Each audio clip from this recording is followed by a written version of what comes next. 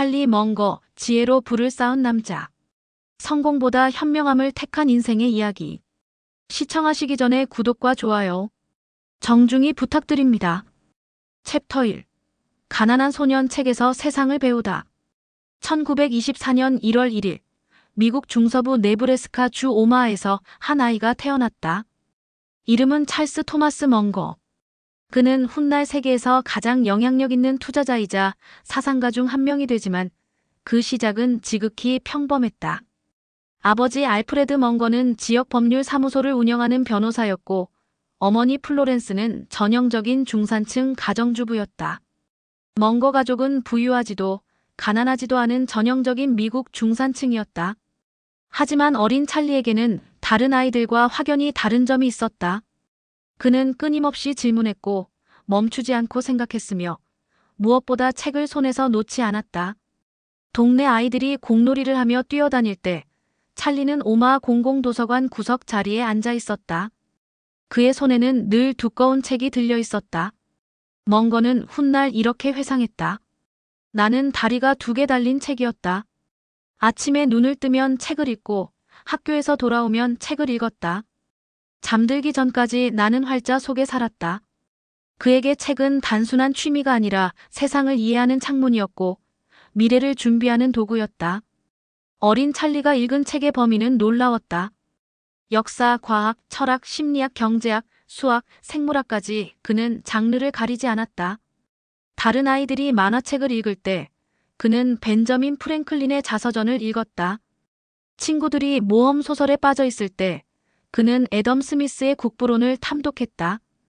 10살 무렵 그는 이미 찰스 다윈의 종의 기원을 이해하고 있었다. 이런 독서 습관은 우연이 아니었다. 멍거 집안은 비록 부유하진 않았지만 지적 분위기만큼은 풍부했다. 아버지 알프레드는 법률가로서 논리적 사고를 중시했고 저녁 식사 시간이면 가족들과 함께 시사 문제를 토론하곤 했다. 왜 그렇게 생각하니? 그 주장의 근거는 무엇이지? 아버지의 질문은 늘 날카로웠고 어린 찰리는 자연스럽게 논리적으로 생각하는 법을 배웠다. 멍거는 8살 때부터 신문 배달을 시작했다. 새벽 5시면 자전거에 신문 가방을 메고 오마하 거리를 누볐다. 추운 겨울 아침, 눈보라가 치는 날에도 그는 빠짐없이 신문을 배달했다. 이 일을 통해 그는 단순히 돈을 버는 것 이상을 배웠다. 책임감, 성실함, 그리고 무엇보다 일한 만큼 받는다는 자본주의의 기본 원리를 체득했다. 신문 배달로 번 돈의 일부는 늘 책값으로 사용됐다. 당시 오마하에는 중고 서점이 몇 군데 있었는데 찰리는 그곳의 단골이었다. 서점 주인은 이 꼬마 소년이 사가는 책의 수준에 늘 놀라워했다. 이 책을 정말 읽니? 주인이 물으면 찰리는 웃으며 대답했다. 읽을 뿐만 아니라 이해하려고 노력합니다. 멍거의 독서는 단순히 정보를 축적하는 것이 아니었다. 그는 책을 통해 생각하는 방법을 배웠다. 그는 일찍부터 깨달았다. 세상은 하나의 관점으로 이해할 수 없다는 것을. 역사가의 시각, 과학자의 방법론, 심리학자의 통찰, 경제학자의 논리가 모두 필요하다는 것을. 이것이 그가 훗날 강조한 다학문적 사고의 출발점이었다. 12살 무렵 찰리는 이미 자신만의 지적 체계를 구축하기 시작했다. 그는 책을 읽으며 메모를 했고 중요한 개념들을 노트에 정리했다. 각 학문 분야에서 가장 핵심적인 아이디어가 무엇인지 파악하려 노력했다. 그는 훗날 이것을 정신적 모델이라고 불렀다. 세상을 이해하기 위한 기본 틀, 사고의 도구 상자였다. 멍거가 특히 매료된 것은 인간 심리학이었다. 그는 사람들이 왜 비합리적인 결정을 내리는지, 왜 명백한 실수를 반복하는지 궁금했다. 그는 윌리엄 제임스의 심리학 원리를 읽으며 인간 본성의 복잡함에 눈을 떴다. 사람들은 논리적이고 싶어 하지만 실제로는 감정과 편견에 의해 움직인다는 것을. 이 통찰은 그의 평생을 관통하는 주제가 되었다. 오마하의 1930년대는 대공황의 그림자가 짙게 드리워진 시기였다. 멍거 가족도 경제적 어려움을 겪었다. 아버지의 법률 사무소 수입이 줄어들었고 가족은 긴축 생활을 해야 했다. 하지만 찰리에게 이 시기는 또 다른 배움의 기회였다. 그는 거리에서 실업자들을 보았고 파산한 상점들을 목격했다. 경제가 어떻게 작동하는지, 왜 어떤 사람은 살아남고 어떤 사람은 무너지는지 직접 관찰할 수 있었다. 대공황은 어린 멍거에게 깊은 인상을 남겼다. 그는 부의 덧없음을 배웠고 동시에 진짜 가치의 중요성을 깨달았다. 사람들이 주식시장에서 일확천금을 꿈꾸다 모든 것을 잃는 것을 보았다. 탐욕이 어떻게 사람을 파멸로 이끄는지 목격했다. 이런 경험들은 그의 투자 철학의 기초가 되었다. 고등학교 시절, 멍거는 학업에서 두각을 나타냈지만 완벽한 모범생은 아니었다.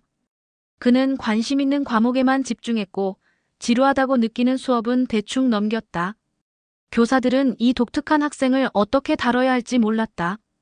그는 때로 교사보다 더 많이 알고 있었고 수업 중에 날카로운 질문을 던져 교사를 당황하게 만들기도 했다. 하지만 멍거는 결코 오만하지 않았다. 그는 자신이 모르는 것이 훨씬 많다는 것을 알고 있었다. 그의 지적 겸손함은 이 시절부터 형성되었다. 나는 내가 얼마나 무식한지 안다는 그의 말은 진심이었다. 그래서 그는 더욱 열심히 공부했고 더 많이 읽었다. 멍거의 10대는 또한 경제적 독립을 향한 여정이기도 했다. 그는 신문 배달 외에도 다양한 아르바이트를 했다. 식료품점에서 일했고 잔디를 깎았으며 때로는 동네 아이들에게 수학을 가르쳐주며 용돈을 벌었다. 이런 경험들은 그에게 돈의 가치와 노동의 의미를 가르쳤다. 특히 인상적이었던 것은 할아버지가 운영하던 식료품점에서 일한 경험이었다. 찰리는 거기서 장사의 기본을 배웠다. 고객을 대하는 법, 재고를 관리하는 법, 이익이 어떻게 만들어지는지. 그는 할아버지가 정직하게 사업하는 모습을 보며 배웠다. 속임수로는 한 번 팔 수 있어도 신뢰로는 평생 팔 수 있다는 할아버지의 말은 그의 가슴에 새겨졌다. 멍거는 17살에 고등학교를 졸업하고 미시간 대학에 입학했다. 수학을 전공하기로 결심했다. 그에게 수학은 단순한 학문이 아니라 세상을 이해하는 언어였다. 확률, 통계, 논리학은 그가 평생 사용할 사고의 도구가 되었다. 하지만 대학 생활은 오래가지 못했다. 1943년 2차 세계대전이 한창이었고 젊은 찰리는 조국을 위해 복무하기로 결심했다. 그는 미 육군 항공대에 입대 신청을 했다. 이것은 그의 인생에서 가장 중요한 전환점 중 하나가 될 것이었다. 오마하를 떠나기 전 멍거는 도서관에 마지막으로 들렀다. 그가 어린 시절 수백 시간을 보낸 그곳. 책장 사이를 거두며 그는 생각했다. 이 모든 지식이 나를 어디로 데려갈까? 그는 아직 답을 몰랐다. 하지만 한 가지는 확신했다. 배움은 결코 멈추지 않을 것이라고. 찰리 멍거의 어린 시절은 가난하지도 특별히 행복하지도 않았다. 하지만 그 시절은 그에게 가장 중요한 것을 주었다. 바로 지적 호기심과 평생 학습의 습관이었다. 그는 책을 통해 세상을 배웠고 질문을 통해 생각하는 법을 익혔으며 경험을 통해 인간을 이해했다. 훗날 그는 이렇게 말했다. 나는 어릴 때부터 하루도 빠짐없이 조금씩 더 현명해지려고 노력했다. 복리의 마법은 투자에만 적용되는 게 아니다. 지식과 지혜도 복리로 쌓인다. 오마하의 그 소녀는 책 속에서 미래의 자신을 만들고 있었다. 세상에서 가장 현명한 투자자가 될 그 자신을. 이것이 찰리 멍거의 첫 번째 장이었다. 가난하지만 호기심 많은 소년이 책을 통해 세상을 배우고 생각하는 법을 익히며 평생을 관통할 철학의 씨앗을 뿌린 시절. 그 씨앗은 이제 막 싹을 틔우기 시작했다. 챕터 2. 전쟁, 그리고 세상을 다르게 보는 눈. 1943년 봄 19살의 찰리 멍거는 미시간 대학의 강의실을 떠나 군복을 입었다. 2차 세계대전은 절정에 달하고 있었고 미국 전역의 젊은이들이 전쟁터로 향하고 있었다. 멍거 역시 예외가 아니었다.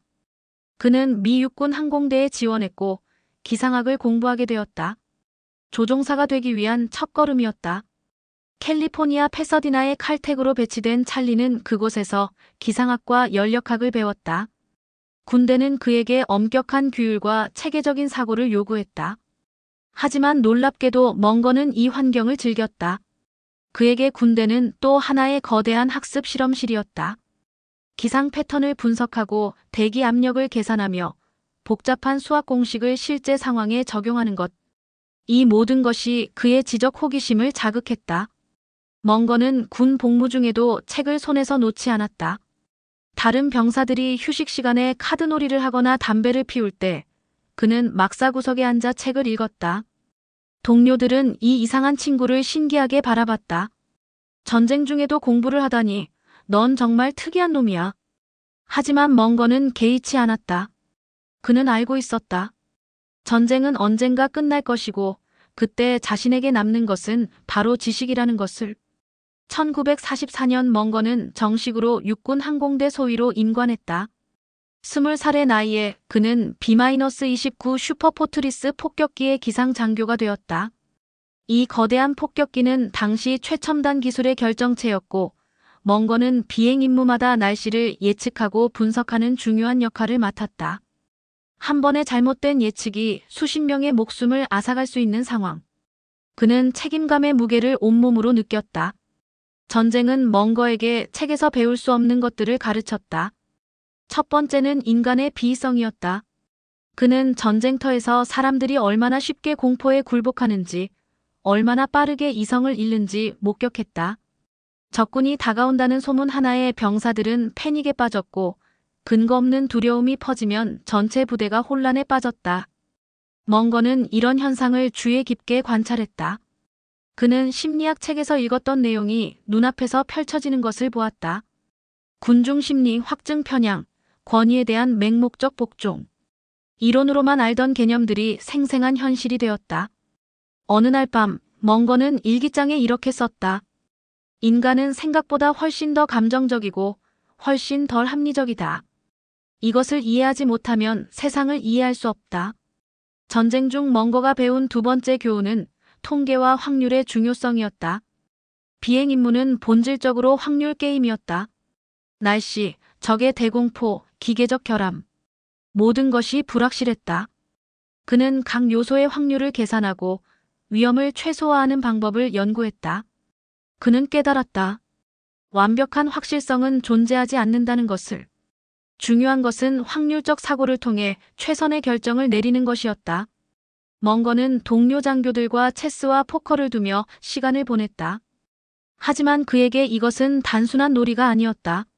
체스는 전략적 사고를 훈련하는 도구였고 포커는 확률과 인간 심리를 동시에 공부하는 실험실이었다.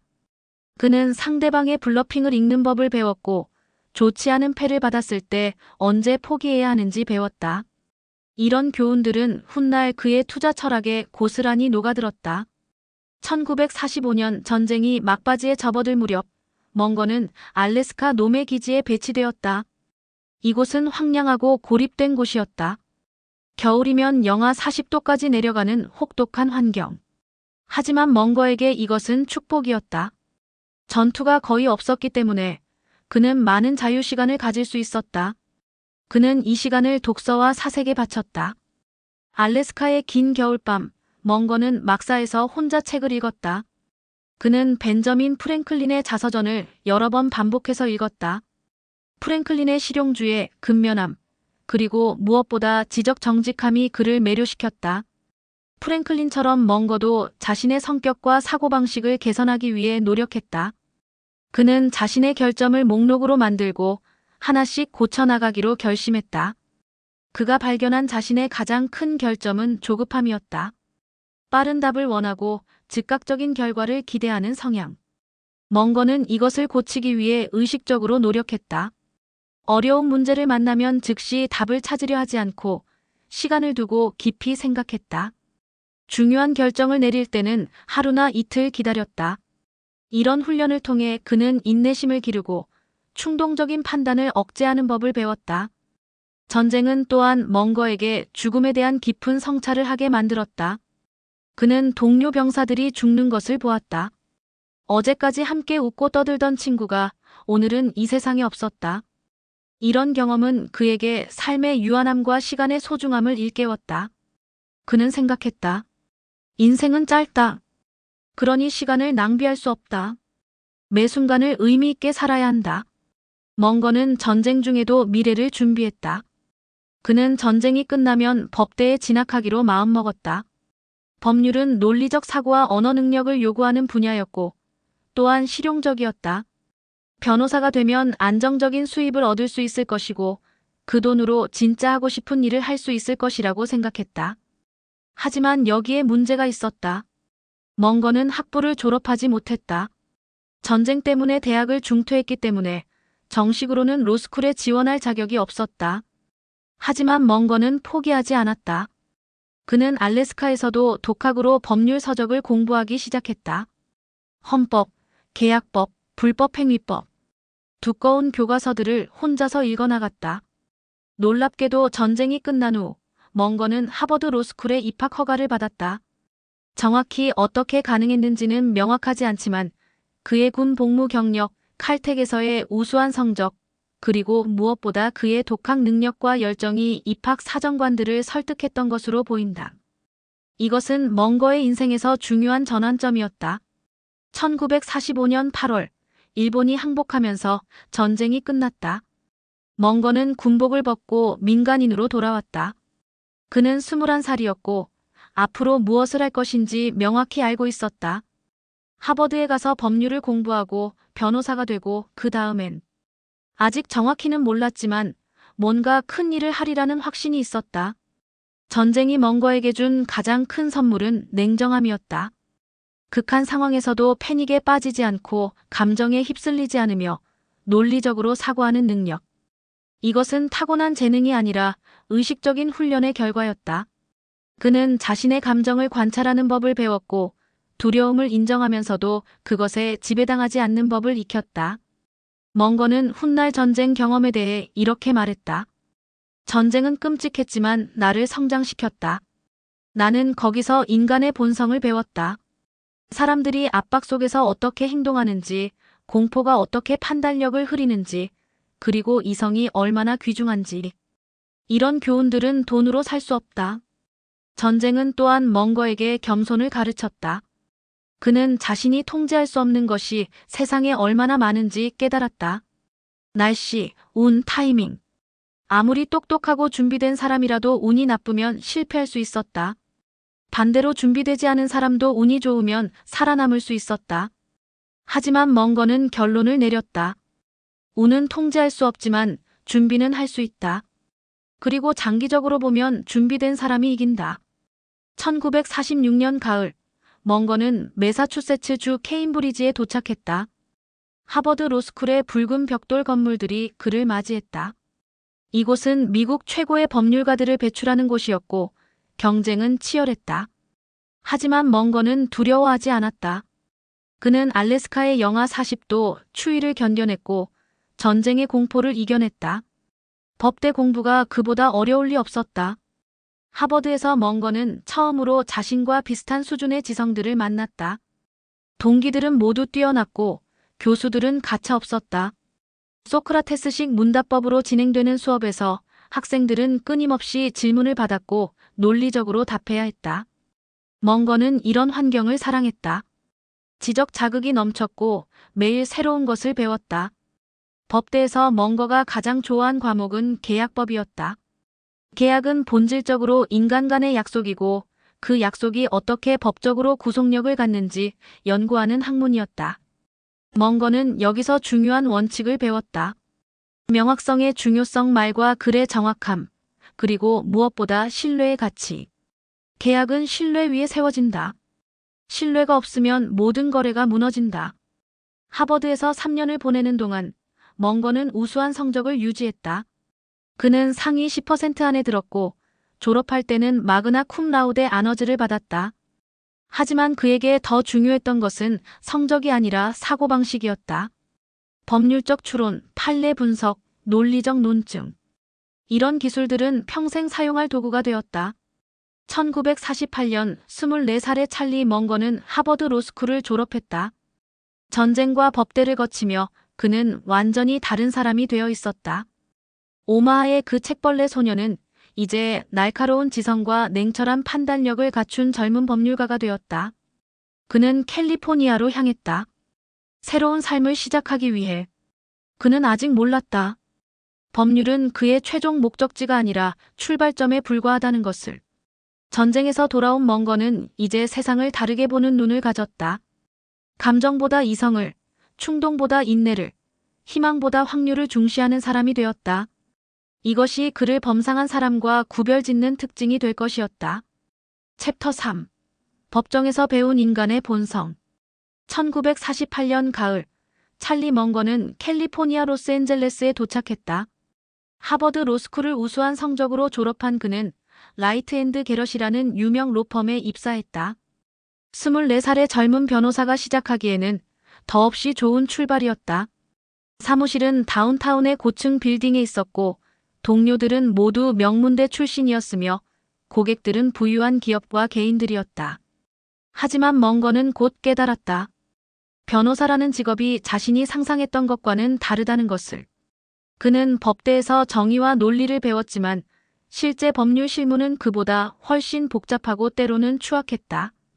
법정은 진실을 찾는 곳이 아니라 누가 더 설득력 있게 주장하는지 겨루는 곳이었다. 그리고 변호사의 역할은 정의를 실현하는 것이 아니라 의뢰인의 이익을 최대화하는 것이었다. 멍거가 맡은 첫 사건은 부동산 분쟁이었다. 두 사업가가 토지 매매 계약을 두고 다투고 있었다. 양측 모두 자신이 옳다고 주장했고 각자 그럴듯한 증거를 제시했다. 멍거는 수백 페이지의 문서를 검토하며 진실이 무엇인지 파악하려 했다. 하지만 놀랍게도 진실은 명확하지 않았다. 아니, 어쩌면 양측 모두 거짓말을 하고 있었다. 법정에서 멍거는 인간의 자기 기만을 목격했다. 사람들은 자신의 거짓말을 진심으로 믿었다. 명백히 잘못을 저지른 사람도 자신이 피해자라고 확신했다. 계약을 위반한 사업가는 자신에게 정당한 이유가 있었다고 주장했다. 배우자를 배신한 사람은 상대방이 먼저 잘못했다고 말했다. 멍거는 심리학 책에서 읽었던 인지 부조화가 눈앞에서 펼쳐지는 것을 보았다. 그는 일기장에 이렇게 썼다.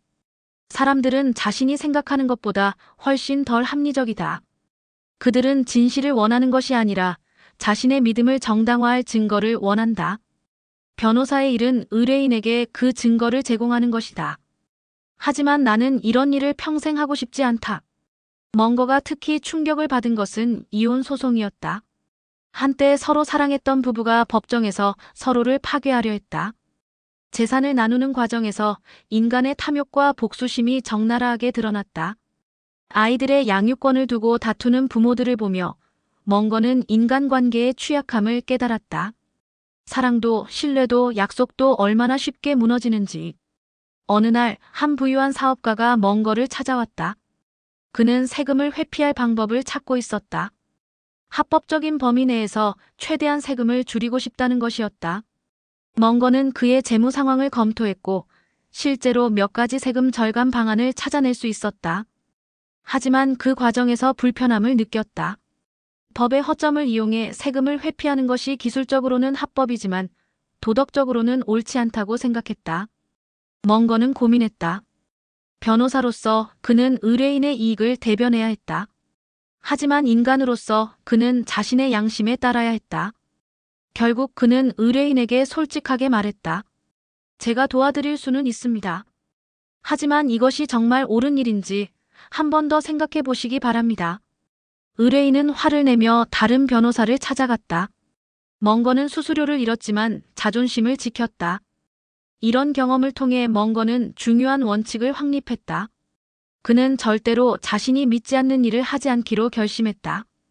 돈은 중요하지만 정직함을 희생할 만큼 중요하지는 않았다. 그는 깨달았다. 단기적으로는 정직함이 손해처럼 보일 수 있지만 장기적으로는 최고의 전략이라는 것을. 신뢰를 잃으면 모든 것을 잃는다. 법정에서 멍거가 배운 또 다른 교훈은 말의 힘이었다. 같은 사실도 어떻게 표현하느냐에 따라 완전히 다르게 들렸다. 유능한 변호사는 자신에게 불리한 증거도 유리하게 포장할 수 있었다. 언어는 무기였고 수사는 전략이었다. 멍거는 이것을 주의 깊게 관찰하며 배웠다. 하지만 동시에 경계했다. 말의 힘을 남용하지 않기 위해. 1949년 멍거는 낸시 허긴스라는 여성과 결혼했다. 그녀는 로스앤젤레스의 명문가 출신이었고 교양 있고 아름다웠다. 멍거는 결혼을 통해 안정을 찾으려 했다. 곧 첫 아이가 태어났고 가족이 생겼다. 하지만 변호사로서의 삶은 여전히 만족스럽지 않았다.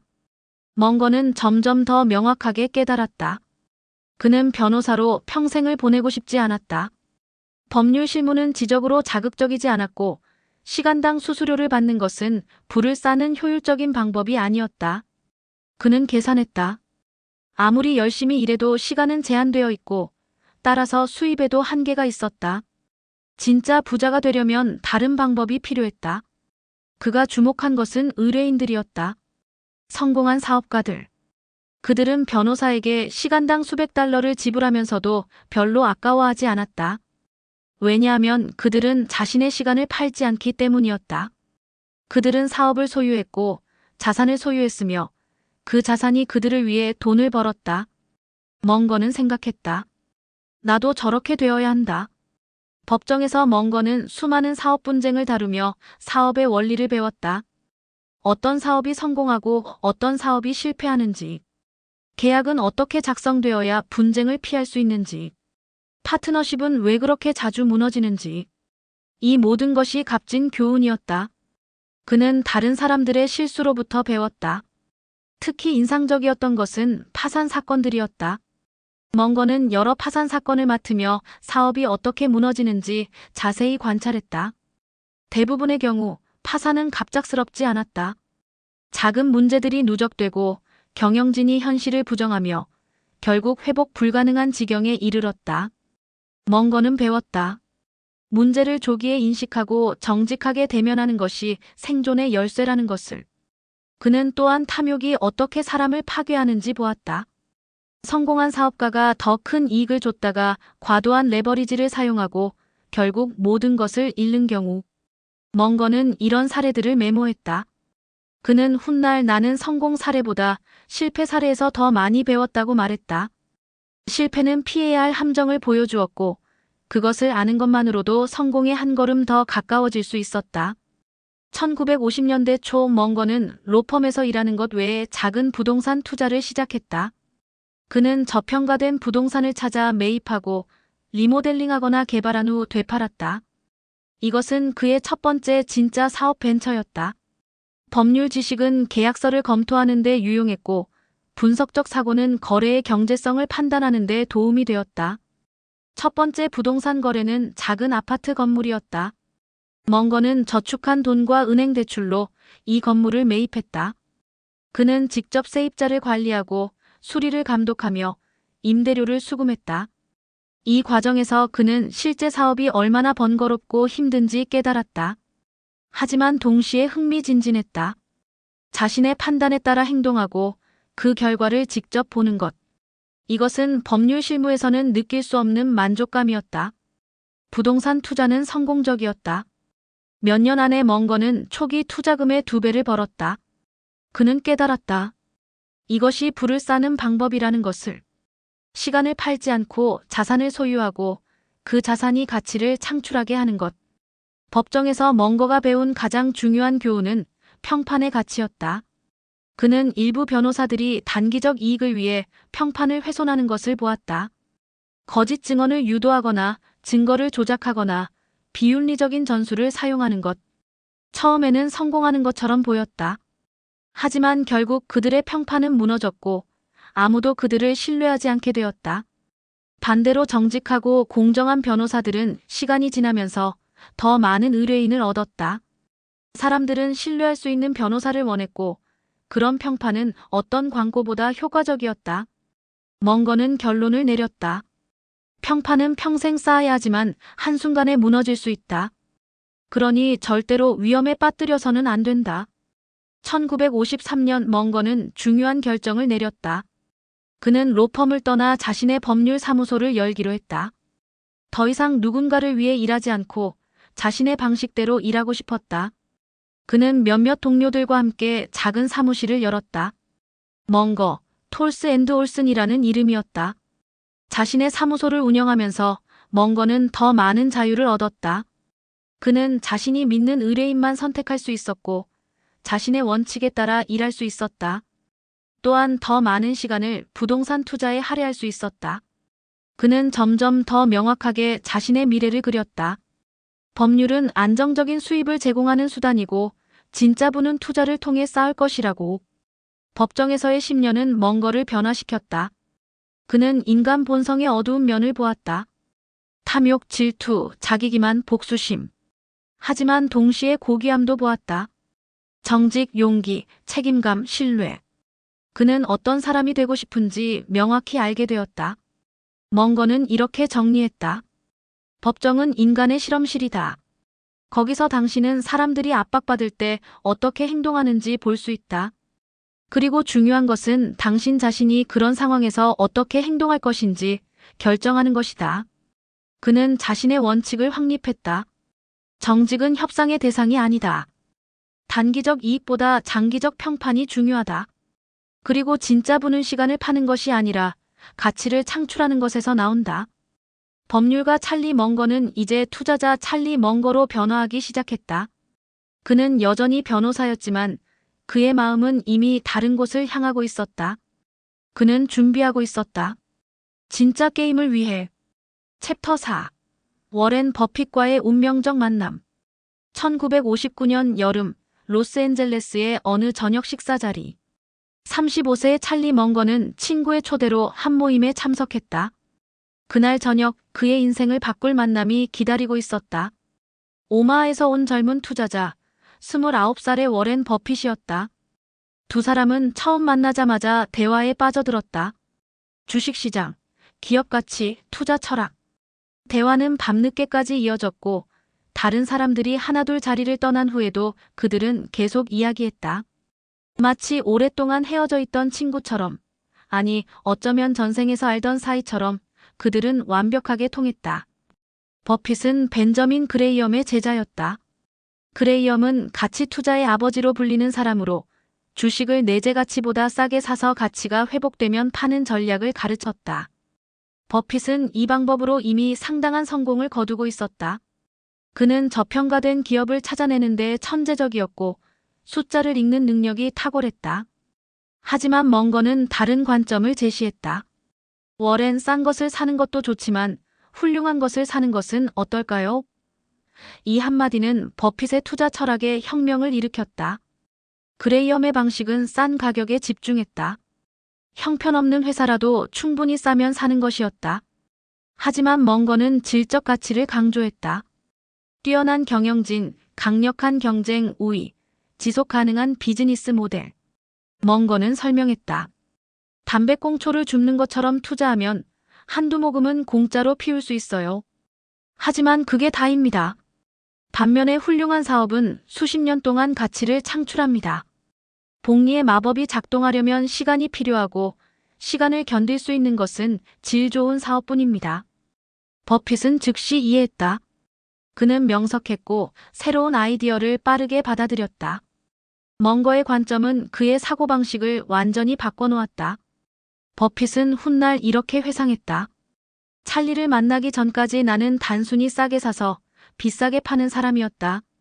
하지만 그를 만난 뒤 나는 훌륭한 기업을 적정한 가격에 사는 사람이 되었다. 찰리는 나를 고릴라에서 인간으로 진화시켰다. 두 사람의 우정은 즉각적이었지만 그들의 성격은 달랐다. 버핏은 낙관적이고 사교적이었다. 사람들을 좋아했고 대중 앞에서 말하는 것을 즐겼다. 반면 멍거는 냉소적이고 내성적이었다. 그는 어리석음을 참지 못했고 직설적으로 말했다. 버핏이 예, 하지만 이라고 부드럽게 반대한다면 멍거는 그건 말도 안 됩니다라고 잘라 말했다. 하지만 이런 차이가 오히려 그들을 완벽한 파트너로 만들었다. 버핏의 낙관주의는 멍거의 비관주의로 균형을 맞췄다. 멍거의 냉소는 버핏의 열정을 냉각시켜 과도한 위험을 방지했다. 버핏이 기회를 찾았다면 멍거는 함정을 찾았다. 두 사람이 모두 동의할 때만 투자가 이루어졌고 그것이 그들의 성공률을 높였다. 1962년 멍거는 드디어 법률 실무를 완전히 떠나기로 결심했다. 그는 자신의 투자 파트너십을 설립했다. 이름은 간단히 멍거 파트너십이었다. 버핏이 이미 성공적으로 운영하고 있던 모델을 따른 것이었다. 소수의 투자자로부터 자금을 모아 주식에 투자하고 수익의 일부를 성과 보수로 받는 구조였다. 멍거 파트너십의 투자 철학은 명확했다. 첫째, 훌륭한 기업을 찾는다. 둘째, 적정한 가격에 산다. 셋째, 오래 보유한다. 이것은 단순해 보이지만 실행하기는 어려웠다. 훌륭한 기업을 식별하려면 산업을 깊이 이해해야 했고, 적정한 가격을 판단하려면 냉철한 분석이 필요했으며 오래 보유하려면 인내심이 필요했다. 멍거는 자신만의 독특한 투자 방법을 개발했다. 그는 단순히 재무제표만 보지 않았다. 경영진을 만나고 공장을 방문하며 경쟁사를 연구했다. 그는 물었다. 이 회사가 10년 후에도 경쟁 우위를 유지할 수 있을까? 경영진은 주주의 이익을 위해 일하는가? 이 사업 모델은 근본적으로 건전한가? 그가 특히 중요하게 본 것은 해자의 개념이었다.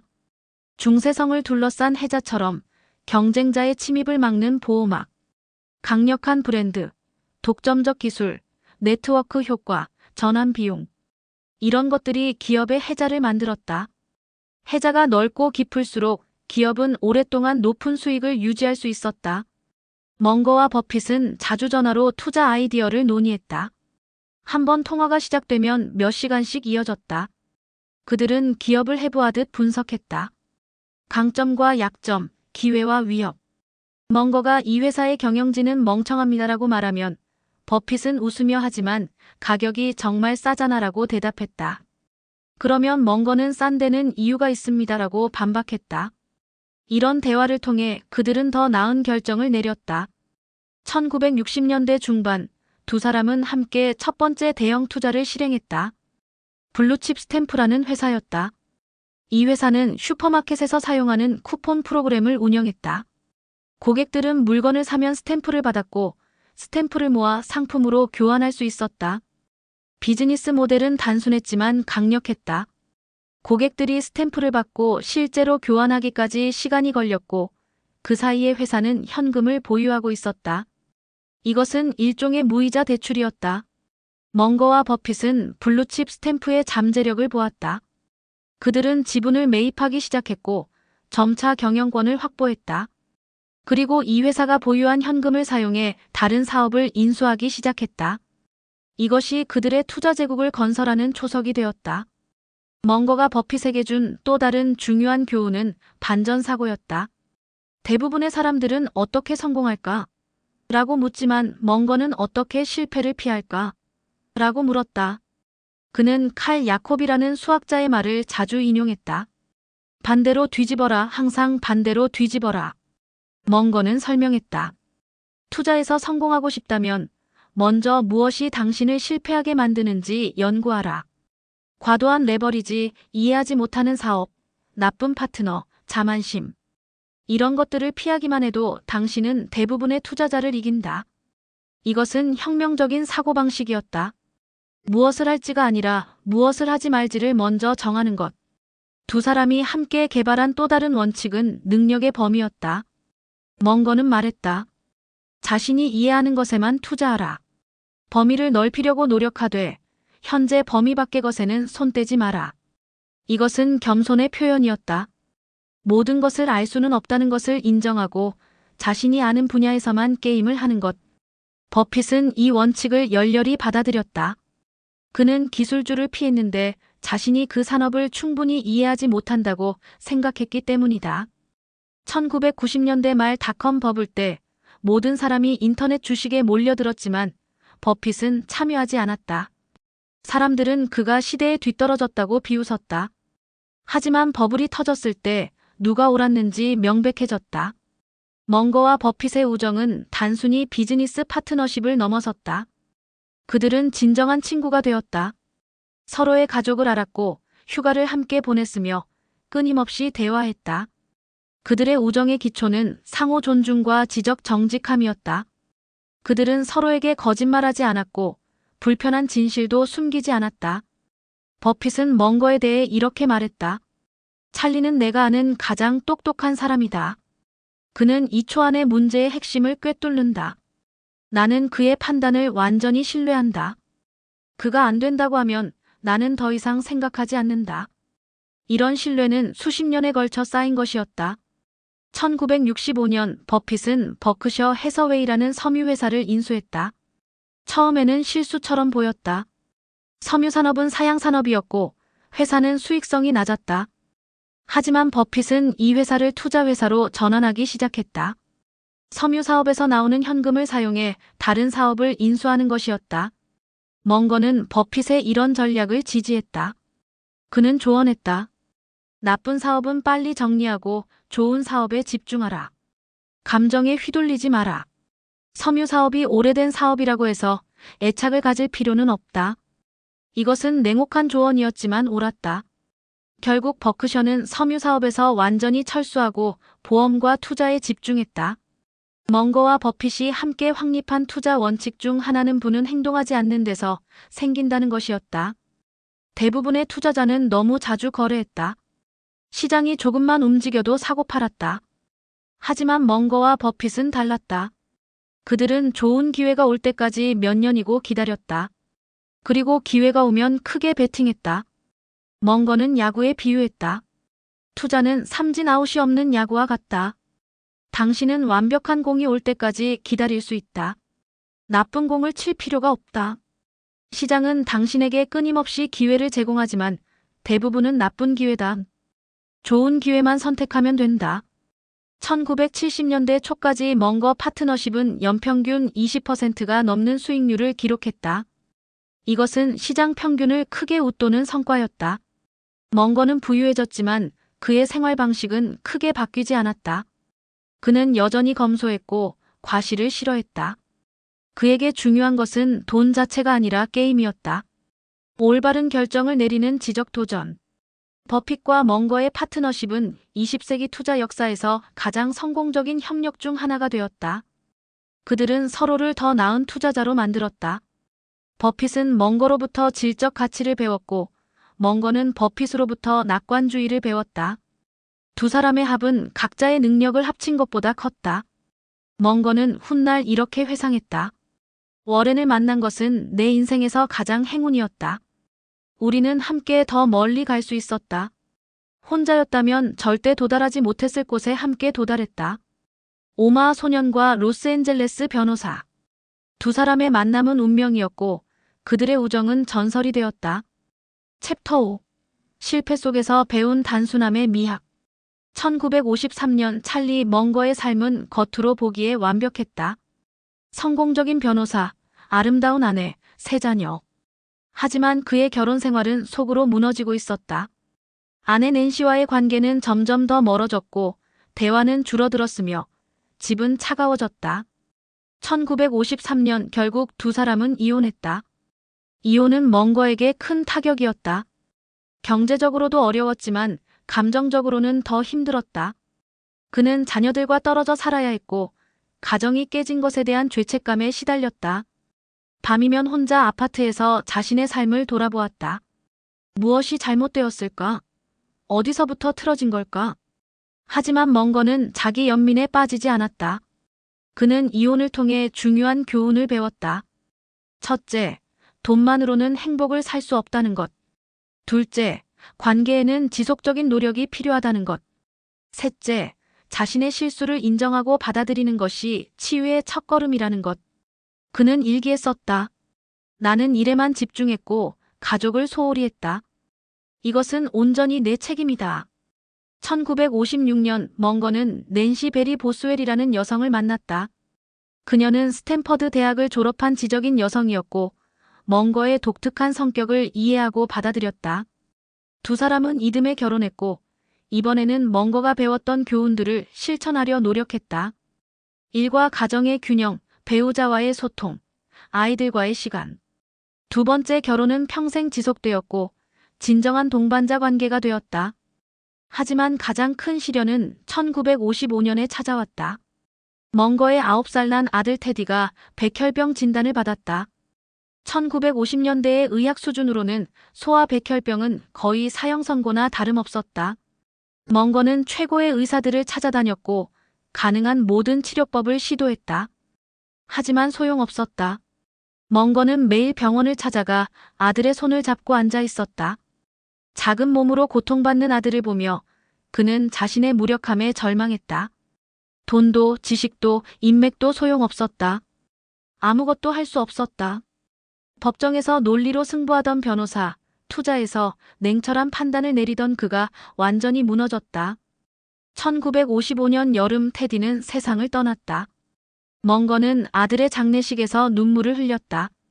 평소 감정을 드러내지 않던 그였지만 이날만큼은 슬픔을 숨길 수 없었다. 장례식이 끝난 후 그는 혼자 묘지에 남아 한참을 서 있었다. 하늘은 맑았고 바람은 부드러웠지만 그의 마음은 텅 비어 있었다. 아들을 잃은 슬픔은 멍거를 오랫동안 괴롭혔다. 그는 일에 몰두함으로써 고통을 잊으려 했다.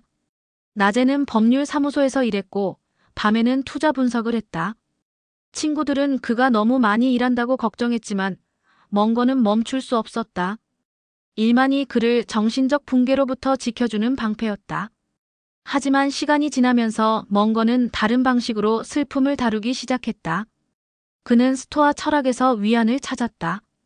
에픽테토스와 마르쿠스 아우렐리우스의 책을 읽으며 자신이 통제할 수 없는 것을 받아들이는 법을 배웠다. 스토아 철학자들은 말했다. 우리는 일어나는 일을 통제할 수 없지만 그것에 어떻게 반응할지는 통제할 수 있다. 멍거는 깨달았다. 슬픔은 사라지지 않는다. 하지만 그것을 받아들이고 함께 살아갈 수 있다. 그는 아들의 죽음을 부정하지 않았고 잊으려 하지도 않았다. 대신 그 경험을 자신의 일부로 받아들였다. 그리고 그것이 자신을 더 인간적으로, 더 공감할 수 있는 사람으로 만들도록 허용했다. 이 비극은 멍거의 가치관을 바꾸어 놓았다. 그는 돈과 성공이 인생의 전부가 아니라는 것을 뼈저리게 깨달았다. 건강, 가족 관계. 이런 것들이 진짜 중요한 것이었다. 그는 우선순위를 재정립했다. 더 이상 일만을 위해 살지 않기로 했다. 가족과 보내는 시간을 늘렸고 친구들과의 관계를 돈독히 했다. 1960년대 초 멍거는 또 다른 개인적 시련을 겪었다. 그는 백내장 수술 중 합병증으로 한쪽 눈의 시력을 완전히 잃었다. 의사는 말했다. 죄송합니다만 이 눈은 회복이 불가능합니다. 멍거는 52세였고 남은 인생을 한쪽 눈으로만 살아야 했다. 많은 사람이었다면 절망했을 것이다. 하지만 멍거는 다르게 반응했다. 그는 농담을 했다. 이제 나는 사물을 더 명확하게 볼 수 있게 되었습니다. 한쪽 눈이 없어지니 오히려 집중이 잘 됩니다. 이것은 단순한 농담이 아니었다. 그는 진심으로 상황을 받아들이고 거기서 긍정적인 면을 찾으려 했다. 시력 상실은 멍거에게 단순함의 중요성을 가르쳤다. 더 이상 작은 글씨로 빽빽이 쓰인 복잡한 문서를 읽을 수 없었다. 그는 핵심만 보는 법을 배워야 했다. 이것은 그의 투자 철학에도 영향을 미쳤다. 복잡한 재무 모델 대신 사업의 본질을 파악하는 것. 수백 페이지의 보고서 대신 몇 가지 핵심 질문에 집중하는 것. 멍거는 말했다. 복잡함은 지식의 적이다. 진짜 이해는 단순함에서 온다. 그는 의식적으로 자신의 투자 접근법을 단순화했다. 이해할 수 없는 사업은 피했고 복잡한 금융 상품은 건드리지 않았다. 그는 명확하고 이해하기 쉬운 것만 다뤘다. 투자에서도 멍거는 실패를 경험했다.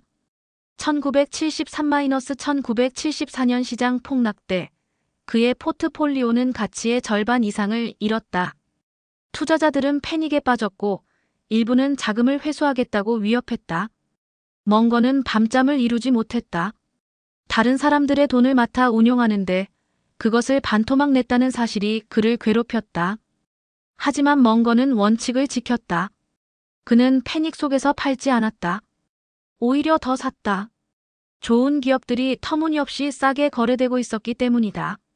그는 투자자들에게 편지를 썼다. 시장은 단기적으로 투표 기계이지만 장기적으로는 저울입니다.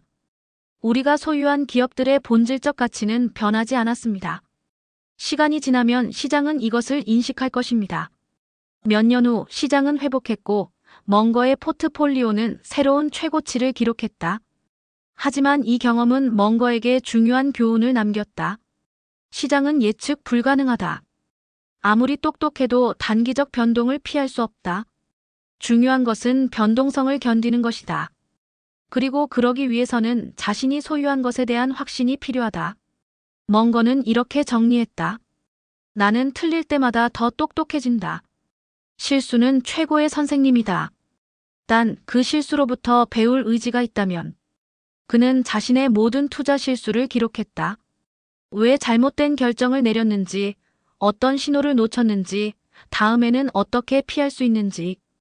이 실수일지는 그의 가장 귀중한 자산 중 하나가 되었다.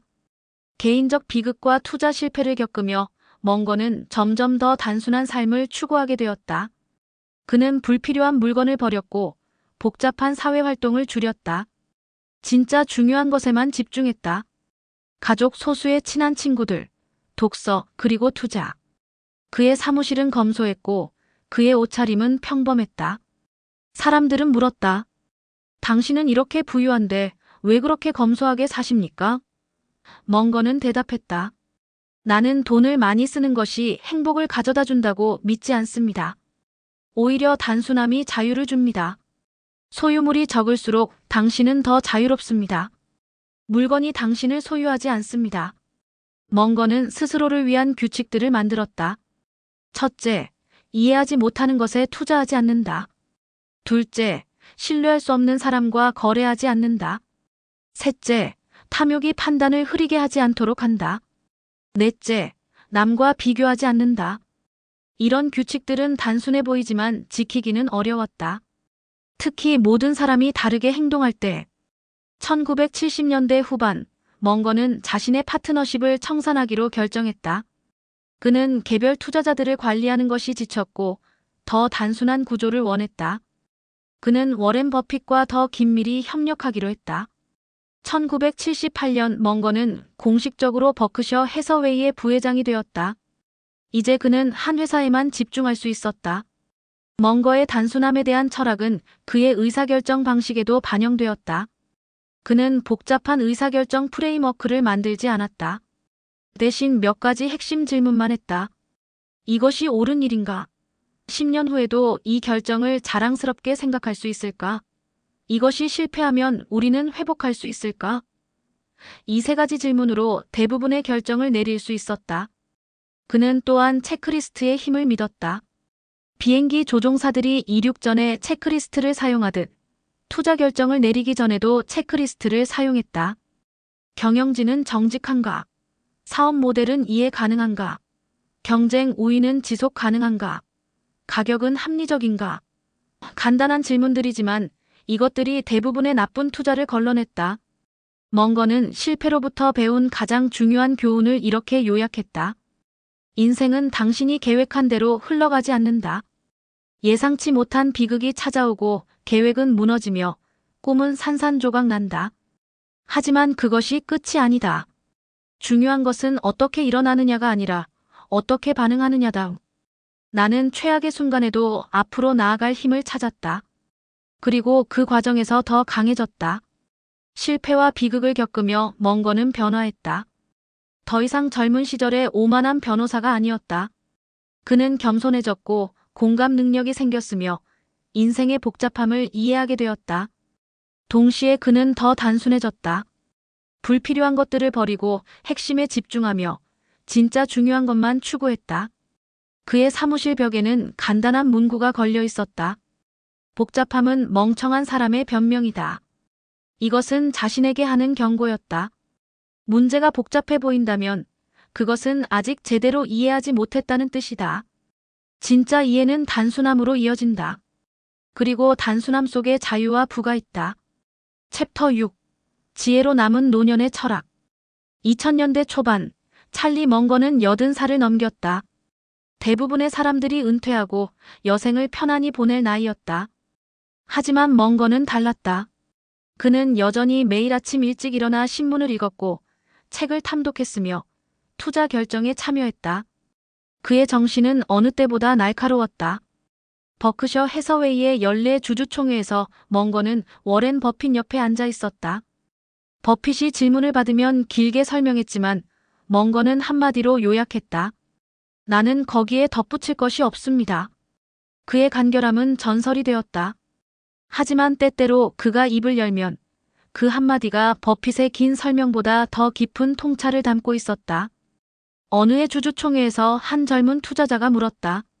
멍거 씨, 당신이 젊은 시절로 돌아간다면 무엇을 다르게 하시겠습니까? 멍거는 잠시 생각하더니 대답했다. 아무것도 다르게 하지 않을 것입니다. 실수도 포함해서요. 그 실수들이 나를 지금의 내가 되게 했으니까요. 중요한 것은 실수를 피하는 것이 아니라 치명적인 실수를 피하는 것입니다. 멍거의 노년은 단순히 과거의 영광을 되새기는 시간이 아니었다. 그는 끊임없이 배우고 생각하고 진화했다. 80대에도 새로운 산업을 공부했고 새로운 책을 읽었으며 새로운 사람들을 만났다. 그는 말했다. 늙는다는 것은 나이를 먹는 것이 아니라 배우기를 멈추는 것입니다. 멍거의 하루는 규칙적이었다. 아침 일찍 일어나 여러 신문을 읽었다. 월스트리트 저널, 뉴욕 타임스, 파이낸셜 타임스. 그는 세계에서 무슨 일이 일어나는지 알고 싶어 했다. 신문을 다 읽고 나면 책을 읽었다. 전기, 역사, 과학, 심리학. 장르를 가리지 않았다. 그는 하루에 최소 5시간을 독서에 할애했다. 점심 식사는 보통 간단했다. 멍거는 미식가가 아니었다. 그에게 음식은 생존을 위한 연료였지 쾌락의 원천이 아니었다. 그는 같은 레스토랑에서 같은 메뉴를 주문하곤 했다. 선택의 피로를 줄이는 것입니다. 중요한 결정을 위해 정신 에너지를 아껴야 합니다. 오후에는 사무실에서 일했다. 이메일을 확인하고 보고서를 검토하며 투자 기회를 분석했다. 하지만 그는 바쁘게 보이지 않았다. 천천히 신중하게 일했다. 그는 말했다. 빨리 가려고 서두르지 마십시오. 제대로 가는 것이 빨리 가는 것보다 중요합니다. 멍거가 젊은 세대에게 가장 강조한 것은 평생 학습이었다. 그는 캘리포니아 대학에서 강연할 때 이렇게 말했다. 당신들이 대학에서 배운 것은 시작에 불과합니다. 진짜 교육은 졸업 후에 시작됩니다. 매일 잠자리에 들 때 아침보다 조금 더 현명해지도록 노력하십시오. 복리의 마법은 돈에만 적용되는 것이 아닙니다. 그는 구체적인 조언도 아끼지 않았다. 책을 읽으십시오. 많이 읽으십시오. 저는 제가 아는 현명한 사람 중에 책을 읽지 않는 사람을 본 적이 없습니다. 워렌도 저도 우리가 깨어있는 시간의 상당 부분을 독서에 씁니다. 아이들은 저를 보고 걸어다니는 책이라고 부릅니다. 멍거의 학습 방법은 독특했다. 그는 다학문적 사고를 강조했다. 한 분야의 전문가가 되는 것만으로는 충분하지 않았다. 여러 학문의 핵심 개념들을 이해하고 그것들을 종합적으로 적용해야 했다. 그는 이것을 정신적 모델의 격자라고 불렀다. 세상은 복잡합니다. 한 가지 관점으로는 이해할 수 없습니다. 물리학자처럼 생각하고 생물학자처럼 관찰하며 심리학자처럼 이해하고 수학자처럼 계산해야 합니다. 중요한 것은 각 학문의 가장 큰 아이디어들을 파악하는 것입니다. 멍거가 자주 언급한 개념 중 하나는 루라파루자 효과였다. 이것은 여러 요인이 같은 방향으로 작용할 때 엄청난 결과가 나온다는 것이었다. 그는 코카콜라를 예로 들었다. 강력한 브랜드, 글로벌 유통망, 중독성 있는 맛, 저렴한 가격. 이 모든 것이 한 방향으로 작용하니 코카콜라가 100년 넘게 성공하는 것입니다.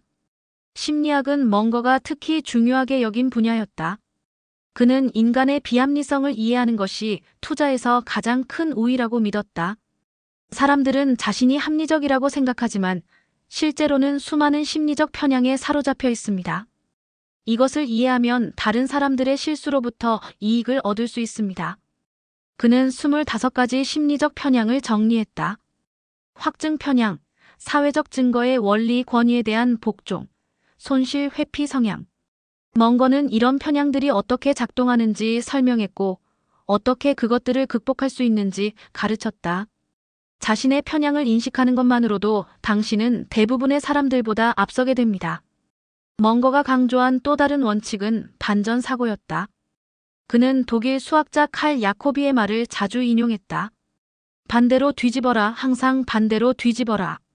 문제를 정면에서 보는 것만이 아니라 반대로 보는 것. 행복해지는 법을 찾는 대신 불행해지는 법을 찾아서 그것을 피하십시오. 부자가 되는 법 대신 가난해지는 법을 연구하십시오. 90대가 되어서도 멍건은 새로운 투자에 참여했다. 그는 중국 시장에 관심을 가졌고 전기차 회사 BYD에 투자했다. 많은 사람들이 의아해했다. 당신 나이에 왜 새로운 모험을 하십니까? 멍건은 대답했다. 배움에는 나이 제한이 없습니다. 중국은 미래의 거대한 시장이고 전기차는 다음 세대의 교통수단입니다. 이것을 이해하지 못하면 뒤처집니다. 멍거의 투자 철학은 나이가 들면서 더욱 정제되었다. 그는 모든 것을 세 가지 원칙으로 요약했다. 첫째, 훌륭한 사업을 찾으십시오.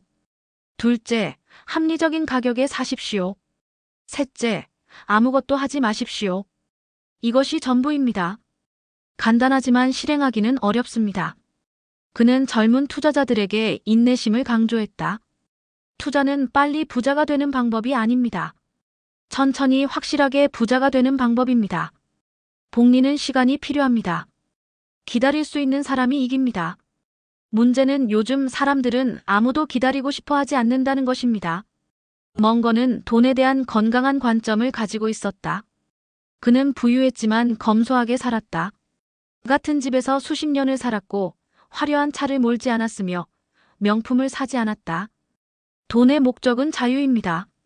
하고 싶은 일을 할 자유, 하기 싫은 일을 하지 않을 자유. 일단 그 자유를 얻으면 더 많은 돈은 별 의미가 없습니다. 그는 또한 관대했다. 많은 돈을 자선단체에 기부했지만 조용히 했다. 그는 자선을 홍보수단으로 사용하지 않았다. 진짜 관대함은 아무도 모르게 하는 것입니다. 인정받기 위해 기부한다면 그것은 기부가 아니라 투자입니다. 2010년대 들어서며 멍건은 더 많은 시간을 가족과 보냈다. 자녀들, 손주들과 함께 저녁 식사를 하고 그들의 이야기를 들었다. 그는 자신의 지혜를 강요하지 않았다. 대신 질문을 했다. 너는 어떻게 생각하니? 왜 그렇게 생각하지? 그는 가르치는 것보다 생각하게 만드는 것을 선호했다. 멍거의 결혼 생활에 대한 조언은 단순했다. 좋은 배우자를 선택하는 것이 인생에서 가장 중요한 결정입니다. 투자 결정보다 훨씬 중요합니다. 제대로 선택하면 천국이고 잘못 선택하면 지옥입니다. 서두르지 말고 신중하게 선택하십시오. 그는 또한 실패에 대한 건강한 태도를 가르쳤다. 실패는 인생의 일부입니다. 피할 수 없습니다. 중요한 것은 어떻게 반응하느냐입니다. 나는 실패할 때마다 그것으로부터 무언가를 배우려고 노력했습니다. 같은 실수를 2번 하지 않는 것, 그것이 성공의 비결입니다. 2023년 99세의 멍건은 여전히 정정했다. 그는 버크셔 해서웨이의 부회장으로서 활동했고 데일리 저널이라는 회사의 회장이기도 했다. 주주총회에서 그의 목소리는 여전히 힘찼고 그의 정신은 날카로웠다. 사람들은 그의 장수 비결을 물었다. 멍건은 웃으며 대답했다. 운입니다. 그리고 계속 배우는 것. 뇌를 사용하지 않으면 녹슬어버립니다. 그의 11월 28일, 멍건은 조용히 세상을 떠났다. 그는 100번째 생일을 한 달여 앞두고 있었다. 부고가 전해지자 전 세계의 투자자들과 기업가들이 애도했다. 워렌 버핏은 성명을 통해 말했다. 버크셔 해서웨이는 찰리 없이는 지금의 모습이 될 수 없었습니다. 그는 나의 파트너이자 스승이며 친구였습니다. 하지만 멍거의 유산은 돈이 아니었다. 그가 남긴 진짜 유산은 지혜였다. 평생 학습의 중요성, 정직의 가치, 단순함의 힘, 인내심의 미덕. 이런 원칙들은 그의 책과 강연 그리고 수많은 인터뷰를 통해 전 세계로 퍼져나갔다. 멍거는 생전에 이렇게 말했다. 나는 부자로 기억되고 싶지 않습니다. 현명하게 살려고 노력한 사람으로 기억되고 싶습니다. 돈은 따라오는 것입니다. 지혜를 추구하면 부는 자연스럽게 따라옵니다. 하지만 부를 추구하면 지혜를 잃게 됩니다. 그의 마지막 조언은 간결했다. 매일 조금씩 더 현명해지십시오. 정직하게 사십시오. 복잡한 것을 피하십시오. 그리고 인생을 즐기십시오. 너무 진지하게 받아들이지 마십시오. 결국 우리는 모두 죽습니다. 중요한 것은 어떻게 사느냐입니다. 찰리 멍거, 그는 성공한 투자자였지만 그 이상이었다. 그는 현명하게 살기 위해 노력한 인간이었고 평생 배우기를 멈추지 않은 학생이었으며 후세에 지혜를 전한 스승이었다. 그의 삶은 돈의 이야기가 아니라 생각의 이야기였다. 그리고 그 생각들은 영원히 남을 것이다. 에필로그 성공이 아닌 현명함을 선택한 남자. 2023년 11월 28일 찰리 먼거가 세상을 떠났다는 소식이 전해지자 전 세계가 애도했다. 하지만 그의 사무실 책상 위에는 여전히 읽다만 책이 놓여 있었고 메모장에는 마지막까지 적어 내려간 생각들이 남아 있었다. 99세의 나이에도 그는 멈추지 않았다. 배우고 생각하고 진화하는 것을. 먼거의 장례식은 조용했다. 그가 원했던 대로. 화려한 추도식도 거창한 기념관도 없었다. 가족과 가까운 친구들만이 모여 그를 기억했다. 워렌 버핏은 눈물을 흘리며 말했다. 찰리는 내가 아는 가장 완전한 인간이었습니다. 그는 돈을 벌었지만 돈에 지배당하지 않았습니다. 성공했지만 겸손했습니다. 똑똑했지만 계속 배웠습니다. 먼거가 남긴 재산은 엄청났다. 하지만 그보다 더 귀중한 것은 그가 남긴 지혜였다. 그의 말들은 수많은 책과 기사, 영상으로 남아 있었고 전 세계의 투자자와 기업가들이 여전히 그것을 공부하고 있다. 매일 조금씩 더 현명해지려고 노력하라. 정직은 최고의 장기 전략이다. 복잡함은 멍청한 사람의 변명이다. 간결하지만 강력한 그의 문장들은 시대를 초월한 진리였다. 먼거의 삶을 돌아보면 그것은 부의 축적 이야기가 아니었다. 오히려 지혜를 추구한 여정이었다. 그는 오마하의 가난한 소년으로 시작했다. 도서관에서 책을 읽으며 세상을 배웠고 전쟁에서 인간의 본성을 목격했다. 법정에서는 탐욕과 자기기만을 관찰했고 투자를 통해서는 인내와 합리성의 가치를 깨달았다. 그의 인생은 결코 순탄하지 않았다. 이혼의 고통, 아들의 죽음, 시력 상실, 투자 실패. 먼거는 인생의 온갖 시련을 겪었다. 하지만 그는 무너지지 않았다. 오히려 각각의 시련에서 교훈을 찾아냈고 그것을 자신의 일부로 만들었다. 그는 말했다. 역경은 당신을 파괴하거나 강하게 만듭니다. 선택은 당신의 몫입니다. 먼거가 워렌 버핏과 맺은 파트너십은 20세기 비즈니스 역사에서 가장 성공적인 협력 중 하나였다. 하지만 그것은 단순한 비즈니스 관계를 넘어섰다. 두 사람은 60년 넘게 친구였고 서로를 더 나은 사람으로 만들었다. 먼거는 버핏에게 질적 가치를 가르쳤고 버핏은 먼거에게 낙관주의를 심어주었다. 그들의 우정은 신뢰와 존중, 그리고 공통된 가치관 위에 세워졌다. 버크셔 해서웨이는 세계에서 가장 성공적인 투자회사 중 하나가 되었다. 하지만 먼거는 결코 그것을 자랑하지 않았다. 그에게 중요한 것은 결과가 아니라 과정이었다. 올바른 방식으로 일하는 것, 정직하게 거래하는 것, 장기적 관점을 유지하는 것. 우리는 단기적 이익을 위해 평판을 팔지 않았습니다. 그것이 우리가 지속할 수 있었던 이유입니다. 먼거의 투자 철학은 단순했다. 훌륭한 기업을 찾고 적정한 가격에 사고 오래 보유하라. 하지만 이 단순함 뒤에는 엄청난 지적 노력이 숨어 있었다.